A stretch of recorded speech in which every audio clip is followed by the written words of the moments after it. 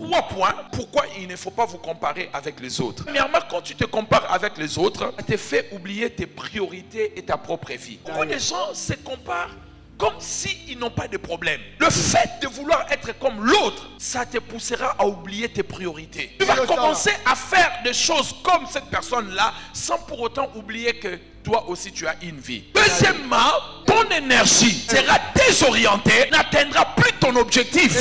Quelqu'un dit après moi les dangers de se comparer. Troisième danger, lorsqu'on se compare aux uns et aux autres, la plupart des complexes commencent par là quand on se compare. Reste-toi. Il ne faut pas te comparer avec les gens, ça va te complexer mon ami. Troisième danger de la comparaison, c'est que ta satisfaction elle sera complète quand tu vas atteindre le niveau de la personne avec laquelle tu te compares. Malgré tout ce que tu feras, même si c'est bien, tu ne seras pas satisfait. Parce que tu n'as pas atteint la comparaison. Tu n'es pas arrivé là où cette personne-là est. La comparaison ferme la porte à la gratitude, à la reconnaissance même envers Dieu. Au lieu de remercier Dieu pour ce qu'il t'a donné, tu regardes, tu dis Dieu, je n'ai pas ce que le pasteur Jérémie a. Et ça ferme la porte à la gratitude. Et quand la porte de la gratitude est fermée, il n'y aura plus de faveur. La comparaison, on ne la fait pas par rapport aux gens, par rapport à soi-même. On n'avance pas dans la vie par rapport aux autres. On avance dans la vie par rapport à soi-même. Parce que si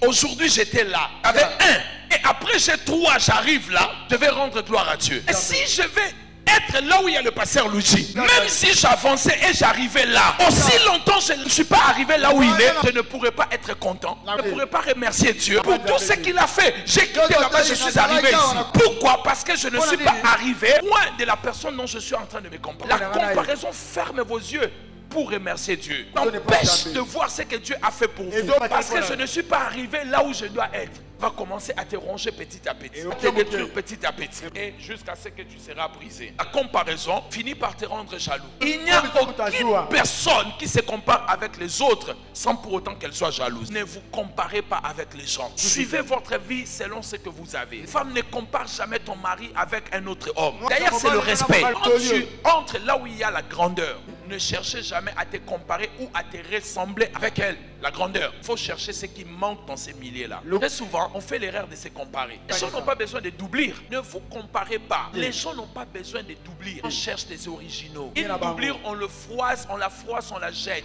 Mais pas quelque chose qui est original. Parce que quand vous perdez l'original, vous perdez tout. Une photocopie, on peut encore recopier.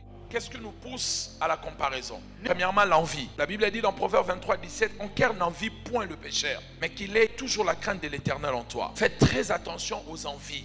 Deuxième des choses, accepter le contentement. Quand on refuse de se contenter de ce qu'on a, on va se comparer facilement avec les gens. Le contentement, c'est être content avec ce qu'on a. La vie, elle est progressive, mes amis. Acceptez de vous contenter avec ce que vous avez. Ça va vous empêcher de commencer à vous comparer avec les gens. Ce qui est vrai, tu es là, mais tu ne finiras pas là. Si tu ne sais pas être content de là où tu es, tu ne seras pas content de là où tu te conduiras. Paul a dit, je sais me contenter. Je sais vivre avec l'abondance, avec le manque. Je sais vivre avec tout cela. Tu dois savoir t'adapter de toutes les situations de la vie. Va t'éviter d'être dans la comparaison. 1 Timothée chapitre 6 verset 7. La Bible déclare, car nous n'avons rien apporté dans le monde. Ce que tu as apporté dans le monde. Comment tu es entré dans le monde? Nu. Sortira de ce monde avec un seul vêtement. Pourquoi tu veux te comparer avec les gens? Pourquoi tu veux te tuer pour ce que tu n'as pas? Les jours tu partiras avec un seul vêtement. La Bible dit ceci, car mes bien-aimés, nous n'avons rien apporté dans le monde. Et il est évident que nous ne pouvons rien emporter. Si donc nous avons la nourriture et les vêtements, cela nous suffira. Mais ceux qui veulent s'enrichir, ce n'est pas que Dieu est contre la richesse. C'est les gens qui veulent s'enrichir à tout prix. La Bible dit, tombent eux-mêmes dans la tentation. La Bible n'a pas dit c'est les démons. La Bible dit eux-mêmes tombent dans la tentation. Toi-même tu tomberas dans la tentation si tu veux te comparer. Seulement la tentation. La Bible dit ils tombent encore dans les pièges. La Bible continue en disant ils tombent dans beaucoup de désirs insensés et pernicieux qui plongent l'homme dans la ruine et dans la perdition. Vous savez, Blackberry. Qui a connu Blackberry? Papa, BBM, à l'université, paka, BBM. Donne-moi ton BBM. Pas Ebunga. Ça n'existe plus. Ceux qui sont allés toucher au fétiche pour avoir Blackberry aujourd'hui, son iPhone, quand c'était sorti, c'était le premier téléphone tactile. Combien de filles ont vendu leur virginité? Et puis un an après, iPhone a disparu. Mais la virginité, finie. Apprenez à vous contenter.